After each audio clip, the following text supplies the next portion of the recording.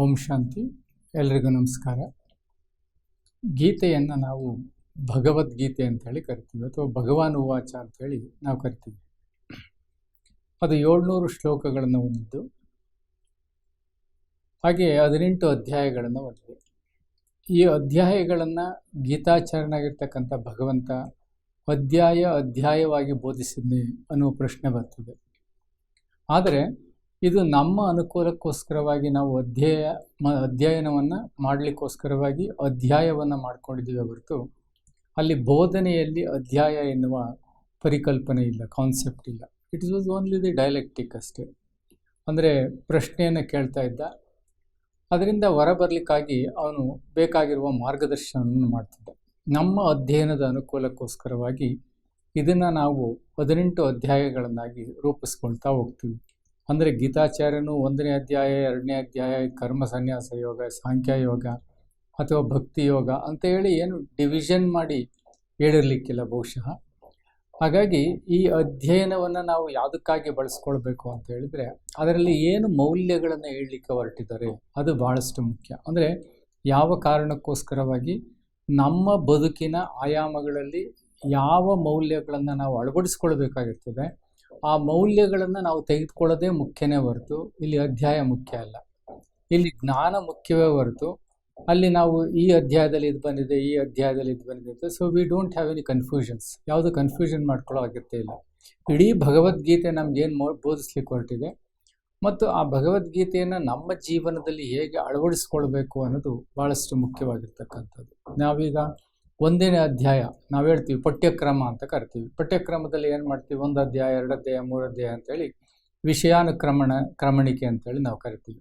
ಹಾಗಾಗಿ ಈ 1ನೇ ಅಧ್ಯಾಯ ಗೀತೆಯಲ್ಲಿ ನೋಡಿ ಎಷ್ಟು ಸಿಸ್ಟಮೆಟಿಕ್ ಆಗಿ ಅದನ್ನು ಜೋಡಿಸಿದ್ದಾರೆ ಅಂತೇಳಿ. ನಾವು ಸಾಮಾನ್ಯವಾಗಿ 1ನೇ ಅಧ್ಯಾಯವನ್ನು ಅಧ್ಯಯನ ಮಾಡಿದರೆ ಅದರಲ್ಲಿ ಬರ್ತಕ್ಕಂತಹ ವಿಶೇಷತೆಗಳೇನು, ಅದರಲ್ಲಿ ಮೌಲ್ಯವನ್ನು ನಾವೇನು ತಿಳ್ಕೊಳ್ಬೇಕಾಗಿದೆ ಅಂತ ಹೇಳಿದರೆ ನೋಡಿ, ಅದು ಯಾವ ವ್ಯಾಸ ಬರೆದಿರ್ತಕ್ಕಂಥದ್ದು 2000 ವರ್ಷಗಳ ಹಿಂದೆ. ಆ 2000 ವರ್ಷಗಳ ನಂತರವೂ ಸಹಿತವಾಗಿ ಅದು ನಮಗೆ ಅಪ್ಯಾಯಮಾನವಾಗ್ತದೆ, ನಮ್ಮ ಬದುಕಿಗೆ ಹೊಂದ್ಕೊಳ್ತದೆ, ಅಥವಾ ನಮ್ಮ ಬದುಕಿನ ಎಲ್ಲ ಆಯಾಮಗಳನ್ನು ಅದನ್ನು ಅಳವಡಿಸ್ಕೊಳ್ಬೇಕಾಗ್ತದೆ ಅನ್ನೋದ್ರ ಬಗ್ಗೆ ನಾವು ಬಹಳಷ್ಟು ವಿಶ್ಲೇಷಣೆಯನ್ನು ಮಾಡಿಕೊಳ್ಬೇಕಾಗ್ತದೆ. ಯಾಕೆ ಅಂತ ಹೇಳಿದರೆ, ಈಗ ಇತ್ತೀಚಿನ ದಿನಗಳಲ್ಲಿ ಬಹುಶಃ ಯಾರೇ ಆಗಲೇಳು, ಅವರು ಒತ್ತಡಕ್ಕೆ ಸಿಲುಕಿರಲಿ ಅಥವಾ ಯಾವುದೇ ಭಯಗಳನ್ನು ಹೊಂದಿರಲಿ, ಫೋಬಿಯಾ ಬಂದಿರಲಿ, ಅಥವಾ ಮಾನಸಿಕ ಅಸ್ವಸ್ಥತೆ ಆಗಿರಲಿ, ಇವರಿಗೆಲ್ರಿಗೂ ಸಹಿತವಾಗಿ ಒಬ್ಬ ಕೌನ್ಸಿಲರ್ ಅಂತ ಇರ್ತಾರೆ, ಆಪ್ತ ಸಮಾಲೋಚಕ ಅಂತ ಇರ್ತಾರೆ. ಅಂದರೆ ಸೈಕ್ಯಾಟ್ರಿಸ್ಟ್ ಮತ್ತು ಸೈಕಾಲಜಿಸ್ಟ್ ಅಂತೇಳಿ ಕರಿತೀವಿ. ಸೈಕ್ಯಾಟ್ರಿಸ್ಟ್ ಅಂತೇಳಿ ಕರಿತೀವಿ. ಸೈಕಾಲಜಿಸ್ಟ್ ಅಂದರೆ ಓನ್ಲಿ ಮನಃಶಾಸ್ತ್ರ. ಸೈಕ್ಯಾಟ್ರಿಸ್ಟ್ ಅಂತ ಹೇಳಿದರೆ ನಾವು ಕೌನ್ಸಿಲರ್ ಅಥವಾ ಆಪ್ತ ಸಮಾಲೋಚನೆಯನ್ನು ಮಾಡ್ತಕ್ಕಂಥವ್ರು ಅಂತೇಳಿ ಕರೀಲಾಗ್ತದೆ. ಇಲ್ಲಿ 1ನೇ ಅಧ್ಯಾಯದಲ್ಲಿ ಮಾನಸಿಕ ಅಸ್ವಸ್ಥತೆಯನ್ನು ವಿವರಿಸಲಾಗಿದೆ. ಅಂದರೆ ಮಾನಸಿಕವಾಗಿರ್ತಕ್ಕಂಥ ಭಯ, ವಿಹ್ವಲತೆ, ಯಾತನೆ, ಹಿಂಸೆ, ಒತ್ತಡ ಇವೆಲ್ಲ ಹೇಗೆ ಬರ್ತದೆ, ಯಾತಕ್ಕೋಸ್ಕರ ಬರ್ತದೆ ಅನ್ನುವುದರ ಬಗ್ಗೆ ವಿವರಣೆಯನ್ನು ನೀಡ್ತದೆ. ಇಲ್ಲಿ ತಪ್ಪು ಕಲ್ಪನೆ ಅಂದರೆ ನಮಗೆ ಇಲ್ಯೂಷನ್ಸ್ ಅಂತೇಳಿ ನಾವು ಕರಿತೀವಿ. ಅಂದರೆ ನಾವು ತಪ್ಪು ಕಲ್ಪನೆಗಳನ್ನು ಹೊಂದಿದ್ದಾಗ ಯಾವ ರೀತಿಯಲ್ಲಿ ಅನೇಕ ಫೋಬಿಯಾಗಳು, ಅಂದರೆ ಕಾರಣ ತಿಳಿಯದ ಭೀತಿಗಳು ಅಂತೇಳಿ ನಾವು ಕರಿತೀವಿ, ಅಥವಾ ಇಚ್ಛಿತ ವಿಕಲತೆಗಳು ಅಂತೇಳಿ ನಾವು ಕರಿತೀವಿ. ಸ್ಕಿಜೋಫ್ರೀನಿಯಾಸ್ ಅಂತೇಳಿ ನಾವು ಕರಿತೀವಿ, ಅಲೋಸಿನೇಷನ್ ಅಂತೇಳಿ ಕರಿತೀವಿ. ಹೀಗೆ ನಾವು ಮನಃಶಾಸ್ತ್ರದಲ್ಲಿ ಹಲವಾರು ರೀತಿಯಾಗಿ ವಿಶ್ಲೇಷಣೆಯನ್ನು ಮಾಡಲಾಗ್ತದೆ. ಹಾಗಾಗಿ ಈ ಅರ್ಜುನನಿಗೆ ಮಾತ್ರ ಅದು ಹೇಳಿದ್ದಲ್ಲ, ಇಡೀ ಜಗತ್ತಿನ ಎಲ್ಲ ಮಾನವರು ಸಹಿತವಾಗಿ ಇದನ್ನು ನಾವು ತಿಳ್ಕೊಳ್ಬೇಕಾಗ್ತದೆ, ಅನುಸರಿಸಬೇಕಾಗ್ತದೆ ಅಂತ ಒಂದು ಮಹಾನ್ ಗ್ರಂಥ ಭಗವದ್ಗೀತೆಯಾಗಿದೆ. ಅದು ಸುಮಾರು ಧೃತರಾಷ್ಟ್ರ 1 ಶ್ಲೋಕವನ್ನು ಹೇಳ್ತಾನೆ.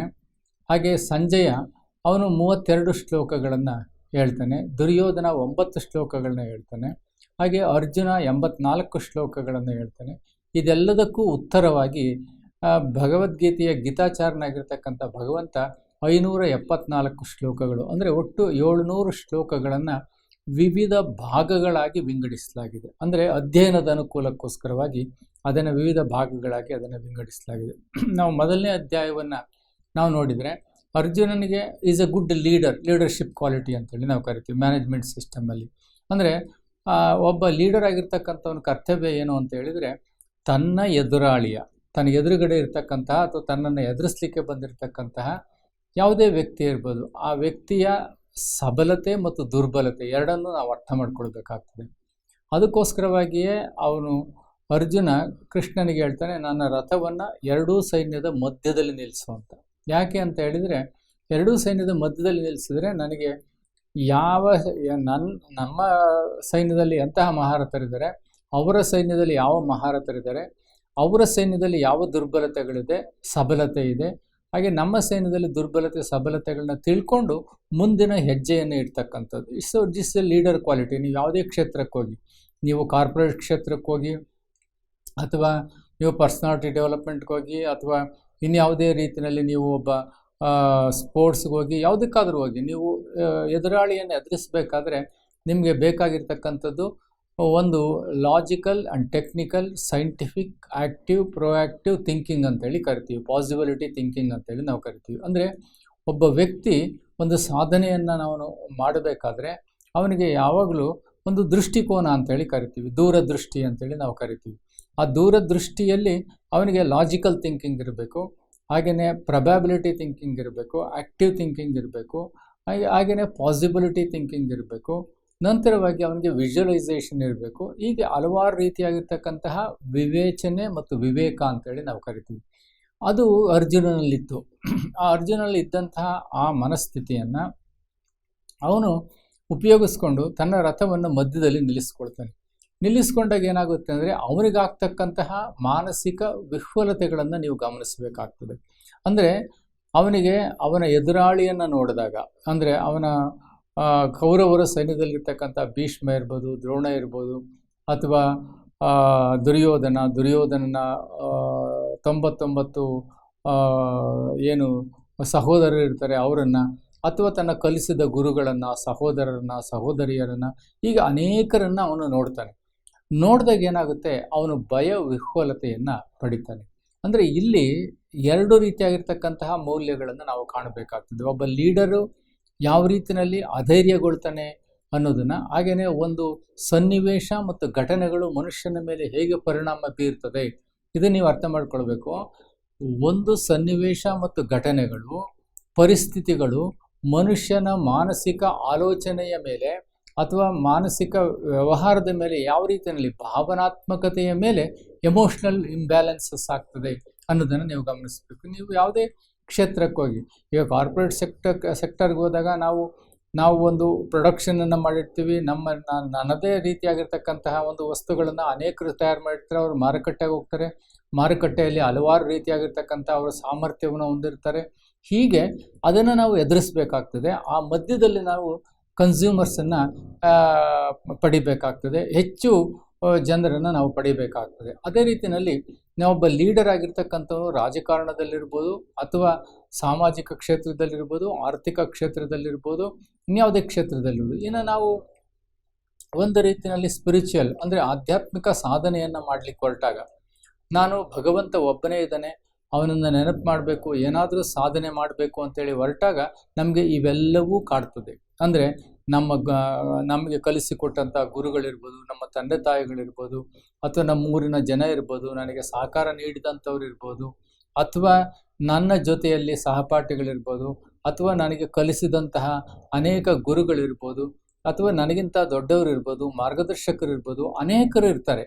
ಸೊ ನಾನು ಅವರ ಜೊತೆಯಲ್ಲಿ ಮೋಹಕ್ಕೆ ಒಳಗಾದರೆ, ಅಟ್ಯಾಚ್ಮೆಂಟ್ ಅಂತೇಳಿ ನಾವು ಕರಿತೀವಿ. ಆ ಮೋಹಕ್ಕೆ ಒಳಗಾದಾಗ, ಆವಾಗ ಸೆಳೆತಕ್ಕೆ ಒಳಗಾದಾಗ ನಮ್ಮ ಮಾನಸಿಕವಾಗಿ ನಾವು ಆಧ್ಯಾತ್ಮಿಕ ಸಾಧನೆಯನ್ನು ಮಾಡಲಿಕ್ಕಾಗೋದಿಲ್ಲ.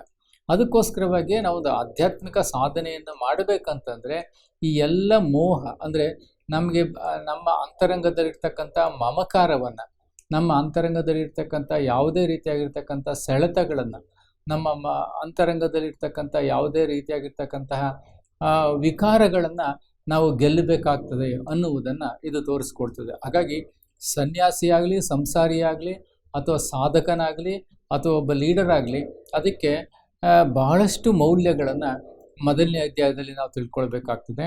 ಹಾಗಾಗಿ ಇದರಿಂದ ನಾವು ಹೊರಗಡೆ ಬರಲಿಲ್ಲ ಅಂತ ತಿಳ್ಕೊಳ್ಳಿ, ಈ ಒಂದು ವಿಷಿಯಸ್ ಸರ್ಕಲ್ ಅಂತೇಳಿ ಕರಿತೀವಿ. ಆ ಭಯದ ವಿಷಿಯಸ್ ಸರ್ಕಲ್, ಅಥವಾ ಅಟ್ಯಾಚ್ಮೆಂಟ್ನ ವಿಷಿಯಸ್ ಸರ್ಕಲ್, ಮೋಹದ ವಿಷಿಯಸ್ ಸರ್ಕಲ್, ಹೀಗೆ ಹಲವಾರು ರೀತಿಯಾಗಿರ್ತಕ್ಕಂತಹ ವಿಕಾರಗಳ ಒಂದು ಸಂಚಲನ ಏನಿರ್ತದೆ ನಮ್ಮಲ್ಲಿ ನಮ್ಮ ಸಾಧನೆಗೆ ಅಡ್ಡಿ ಆಗ್ತದೆ. ಹಾಗಾಗಿ ಸಾಧನೆಯಿಂದ ಹೊರಗಡೆ ಬರ್ತಕ್ಕಂಥ ಮಾರ್ಗಗಳನ್ನು ಮುಂದಿನ ಎಲ್ಲ ಅಧ್ಯಾಯಗಳಲ್ಲಿ ಅವನು ತಿಳಿಸ್ಕೊಡ್ತಾ ಹೋಗ್ತಾನೆ. ಆದರೆ ಇಲ್ಲಿ ನಾವು ಅರ್ಜುನನ ಒಂದು ಪರಿಸ್ಥಿತಿಯನ್ನು ನಾವು ತಿಳ್ಕೊಳ್ಬೇಕಾಗ್ತದೆ. ಅಂದರೆ ಅವನಿಗೆ ಒಂದು ರೀತಿಯಾಗಿರ್ತಕ್ಕಂಥ ಮಾನಸಿಕವಾಗಿ ಒತ್ತಡ ಆಗ್ತದೆ. ಮಾನಸಿಕವಾಗಿ ಒತ್ತಡ ಆದಾಗ ಅವನಿಗೆ ಭಯ, ವಿಹ್ವಲತೆ, ಯಾತನೆ, ಹಿಂಸೆ, ಆತಂಕ, ಉದ್ವೇಗ ಇವು ಅವನ್ನ ಕಾಡ್ತಾ ಹೋಗ್ತದೆ.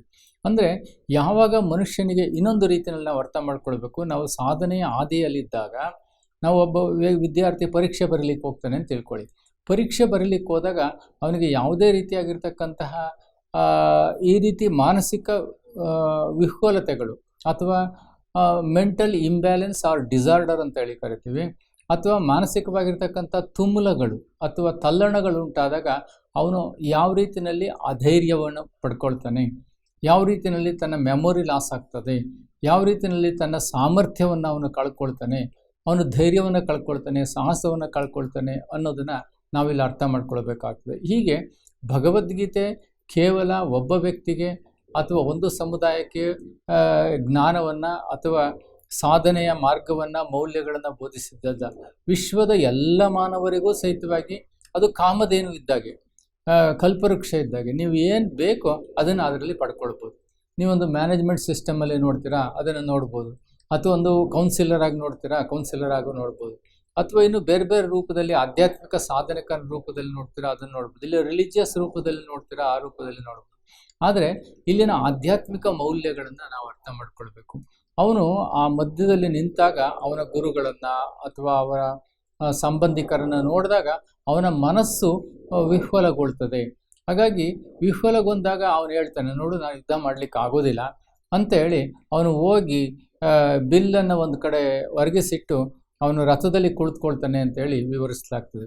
ಆಗ ಅವನನ್ನು ಕೂತ್ಕೊಂಡಾಗ ಅರ್ಜುನ ಗೀತಾಚಾರ್ಯ ಕೇಳ್ತಾನೆ, ಏನು ನೀನು ಇಷ್ಟೆಲ್ಲ ಯುದ್ಧಗಳನ್ನು ಗೆದ್ದಿದೆಯಾ ಅಥವಾ ಇಷ್ಟೆಲ್ಲ ಸಾಧನೆಯನ್ನು ಮಾಡಿದೆಯಾ, ಆದರೆ ನಿನಗೆ ಯಾಕೆ ಈ ರೀತಿಯಲ್ಲಿ ಆಗ್ತಿದೆ ಅಂತ. ಅವನು ಅದಕ್ಕೆ ಉತ್ತರವನ್ನು ಹೇಳ್ತಾನೆ, ನೋಡಿ ನಾನು ಈ ರೀತಿಯಲ್ಲಿ ನಾನು ಒಂದು ಯುದ್ಧ ಮಾಡಿದೆ ಅಂತ ತಿಳ್ಕೊಳ್ಳಿ. ಯುದ್ಧ ಮಾಡಿದಾಗ ಇಲ್ಲಿ ವರ್ಣಸಂಕರಣ ಆಗ್ತದೆ. ಅಂದರೆ ಅನೇಕ ಜನರು ಸತ್ತೋಗ್ತಾರೆ. ಆದರೆ ಅನೇಕ ಜನರು ಸತ್ತೋದಾಗ ಏನಾಗ್ತದೆ, ಅವರ ಹೆಂಡತಿಯರೆಲ್ಲ ವಿಧವೆಯರಾಗ್ತಾರೆ.